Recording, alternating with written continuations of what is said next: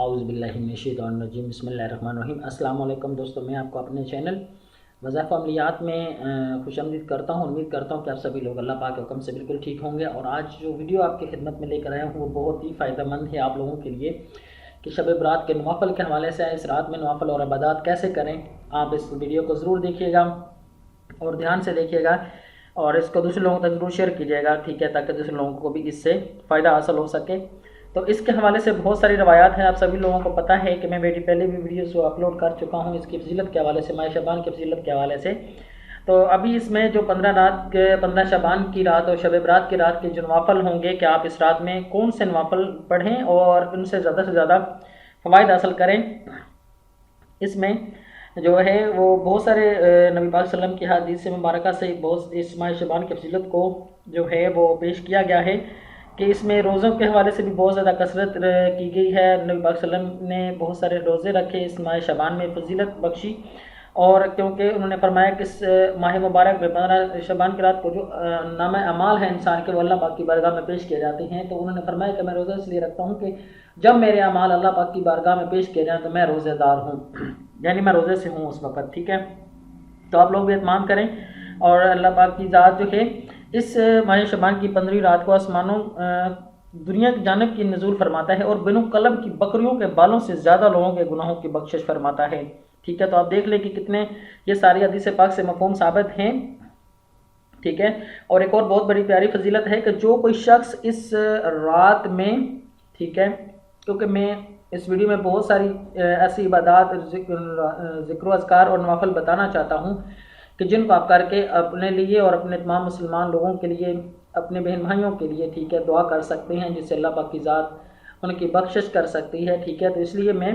حدیث پاک سے اور بہت سے چھوٹے چھوٹے اعمال اور نوافل آپ کو بتاؤں گا کہ جن کو آپ کر کے اس سے بہت زیادہ فائدہ اٹھا سکتے ہیں۔ تو ایک اور حدیث پاک کا مفہوم میں آپ کو بارگاہ میں پیش کرنا چاہتا ہوں کہ جو کوئی بندہ 3000 مرتبہ درود شریف پڑھ کر نبی پاک صلی اللہ علیہ وسلم کی بارگاہ میں پیش کرے گا تو انہوں نے فرمایا کہ اس کی شفاعت مجھ پر واجب ہوگی۔ تو دیکھ لیں کہ 3000 مرتبہ درود پاک پڑھنا کوئی بڑی بات نہیں ہے، ٹھیک ہے، ہر انسان ہر روز بھی پڑھ سکتا ہے، نہیں تو کم سے کم آپ ایک بار تو 3000 مرتبہ درود پڑھ کر نبی پاک صلی اللہ علیہ وسلم کی بارگاہ میں ضرور پیش کیجیے، تاکہ آپ کو اس بخشش سے بھی فائدہ مل سکے، اور اس کا نام، آپ کا نام جو ہے وہ اس بخشش کے پروانے میں لکھا جا سکے۔ اس کے علاوہ جو ہے میں ابھی آپ کو بتا دیتا ہوں کہ آپ نے کون سا وظیفہ جو ہے وہ کرنا ہے، اور اس کے علاوہ آپ بعد نماز عصر کو اس عمل کو کر سکتے ہیں، جس کے کرنے سے انشاءاللہ تعالی 14 تاریخ کو، یعنی 14 تاریخ کو ماہ شعبان کی آپ نے عصر کی نماز کے بعد 40 مرتبہ یہ والے الفاظ جو ہیں ان کو پڑھیں گے تو انشاءاللہ تعالی اللہ پاک کی ذات آپ کے 40 سال کے گناہ جو ہے وہ معاف فرما دے گی۔ وہ کون سے الفاظ ہیں میں بھی آپ کو پڑھ کے سنا دیتا ہوں۔ لا حول ولا قوت الا باللہ العلی العظیم، یہ الفاظ جو آپ نے ضرور شعبان کی 14 تاریخ کو پڑھنے ہیں اور اپنے اللہ پاک کی ذات سے اپنے گناہوں کی معافی طلب کرنی ہے۔ اس کے علاوہ دوسرا وظائف ورد ہے وہ 15 شعبان کی رات کو آپ نے سورہ یاسین کو 3 مرتبہ ضرور پڑھنا ہے، اس سے آپ کو جو ہے ترقی رزق، راضی عمر اور ناگہانی آفتوں سے محفوظ رہنے کا پروانہ ملے گا۔ اور اس کے علاوہ آپ نے 15 شب کی رات کو آپ نے سورۃ دخان جو ہے 7 مرتبہ ضرور پڑھنا ہے۔ اس کی فضیلت میں یہ آتا ہے کہ اللہ تعالیٰ 70 حاجات دنیا کی اور 70 حاجات آخرت کی آپ کی قبول فرمائے گا، تو اس کو بھی آپ ضرور پڑھیے گا۔ اس کے علاوہ ماہ شعبان میں کم سے کم آپ 3 روزے جو ہیں وہ ضرور رکھیے گا۔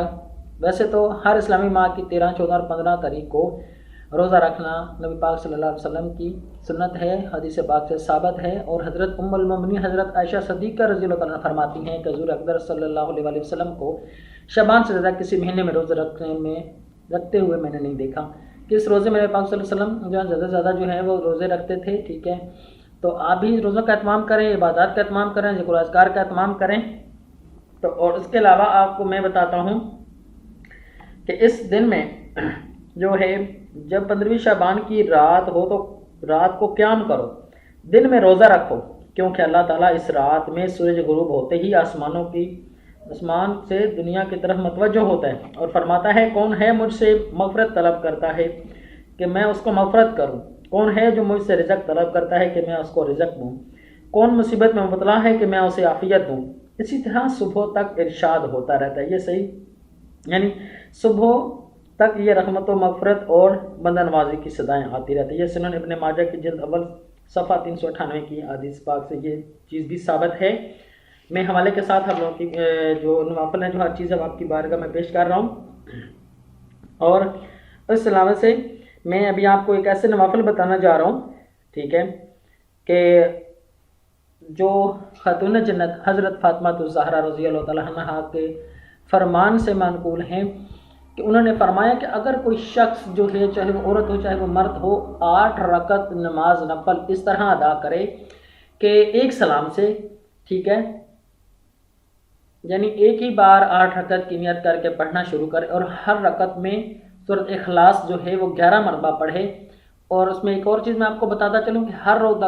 2 رکعت نماز کے بعد جو اتحیات آپ پڑھو گے وہ یوم یقوم الحساب تک پڑھو گے، اور جب پھر کسی رکعت کے لیے اٹھو گے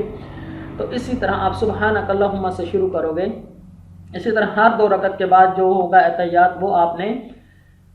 یوم یقوم الحساب تک پڑھنا ہے، اور اس کے بعد جب اٹھ کر آپ نئی رکعت کو سٹارٹ کرو گے تو وہ آپ سبحانک اللہم سے شروع کرو گے، ٹھیک ہے۔ جب آپ کی 8 رکعت پوری ہو جائیں تو آپ نے سلام پھیرنا ہے، اور اس کے بعد ان کا ثواب جو ہے وہ خاتون جنت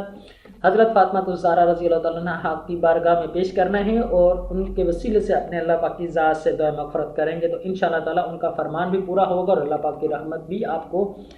بخش دے گی، اللہ پاک کی رحمت بھی آپ کے اوپر برسے گی۔ تو اس رات کو بے شک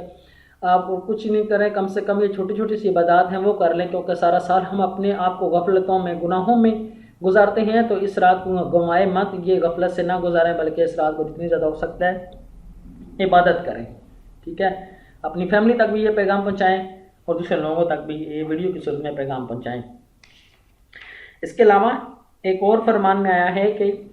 سے روایت ہے جسے پاک مفہوم ہے کہ فرمایا کہ میں نے رسول اللہ صلی اللہ علیہ وسلم کو 15 شعبان کی رات کو دیکھا کہ کھڑے ہوئے ہیں اور 14 رکعت نماز ادا کی، پھر فارغ ہو کر بیٹھ گئے، ٹھیک ہے، اور 14 رکعت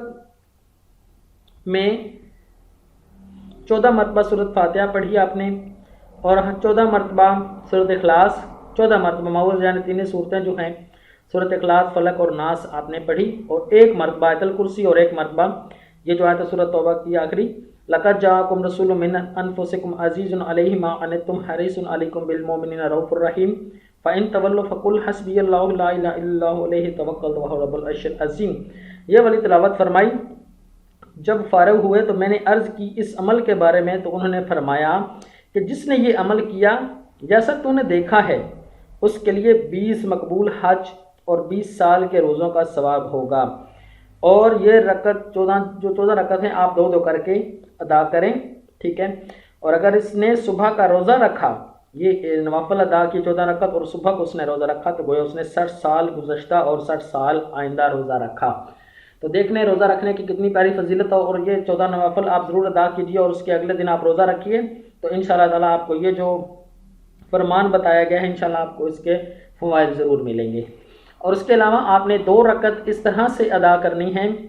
2 رکعت اور نوافل بتانے چاہ رہا ہوں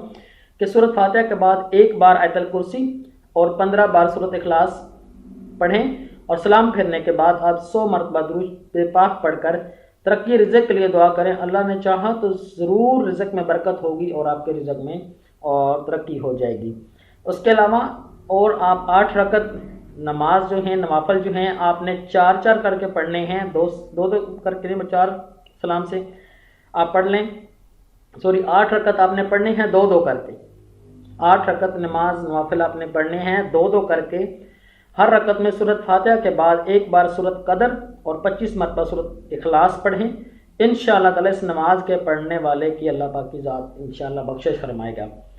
اور اس کے بعد آپ 8 رکعت نماز جو ہے وہ 4 رکعت کر کے پڑھیں، یا اوپر والے جو 8 رکعت ہیں وہ 2 کر کے پڑھنی ہیں، اور ابھی جو 8 رکعت نماز بتانے جا رہا ہوں وہ 4 رکعت کر کے پڑھنی ہے۔ اور ایک اور بات بتاتا چلوں کہ جب بھی کوئی نوافل ادا کی جاتی ہیں 4 رکعت، ان میں جو درمیان والا اتحیات ہے وہ یوم یقوم الحساب تک پڑھا جاتا ہے، اور اس کے بعد جو تیسری رکعت جب شروع کی جاتی ہے تو سبحانک اللہم سے شروع کی جاتی ہے، ٹھیک ہے۔ اور یہ 4 رکعت آپ نے کس طرح سے پڑھنے ہیں کہ ہر رکعت میں سورۃ فاتحہ کے بعد 10 مرتبہ سورۃ اخلاص پڑھیں، اور اس کے پڑھنے والے کی فضیلت یہ ہے کہ اس کے پڑھنے والے کے لیے اللہ بے شمار فرشتے دعا کے لیے لگا دیتا ہے اور اسے عذاب قبر سے نجات ملتی ہے اور جنت میں داخلے کی خوشخبری سناتے ہیں۔ ٹھیک ہے، تو آپ جو ہے اس نوافل کا بھی اہتمام کریں، اور اس کے علاوہ درود شریف کی فضیلت جو میں آپ کی بارگاہ میں پیش کرنا چاہ رہا ہوں کہ جو کوئی ماہ شعبان میں 300 مرتبہ درود پاک پڑھے گا تو بروز محشر اس کی شفاعت مجھ پر واجب ہوگی۔ میں آپ کو پہلے بھی بتا چکا ہوں 3000 مرتبہ۔ اس کے علاوہ جو ہے آپ اس حوالے سے 14 شعبان کی بعد نماز مغرب آپ 2 رکعت نماز ادا کریں، اس کے میں سورۃ فاتحہ کے بعد سورۃ حشر کی 3 آیات، سورۃ اخلاص 3 مرتبہ پڑھیں تو انشاءاللہ تعالیٰ آپ کے گناہوں کی بخشش ہو جائے گی۔ تو ان نوافل کو آپ ضرور پڑھیں اور اپنی مغفرت اور اپنے گناہوں کی مغفرت کے لیے اپنے تمام لوگوں، انسانیت اور قوم کے لیے اللہ پاک کی ذات سے اس رات کو دعا کریں کہ اللہ پاک کی ذات اس تمام مشکل وقت میں، مصیبتوں میں ہماری رہنمائی فرمائے اور ہمارے اوپر رحم کرے، کہ کیونکہ یہ راتیں جو ہیں بہت بڑی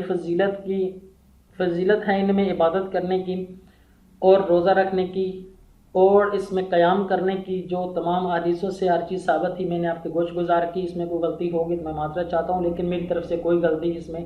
شبہ نہیں ہے، لیکن پھر بھی اس لیے کہ انسان غلطی کا پتلا ہے، اس لیے ٹھیک ہے۔ تو امید کرتا ہوں کہ پہلی ویڈیوز کی طرح یہ ویڈیوز بھی آپ کو اچھی لگی ہوگی، تو اس ویڈیو کو زیادہ سے زیادہ لوگوں تک شیئر کریں تاکہ دوسرے لوگوں کو اس سے فائدہ پہنچ سکے اور آپ بھی اس صدقہ جاریہ کا حصہ بنیے۔ امید کرتا ہوں کہ آپ کو یہ اچھی لگی ہوگی۔ ملتے ہیں نیکسٹ ویڈیو میں، تب تک اپنا بہت سارا خیال رکھیے گا۔ السلام علیکم ورحمۃ اللہ وبرکاتہ۔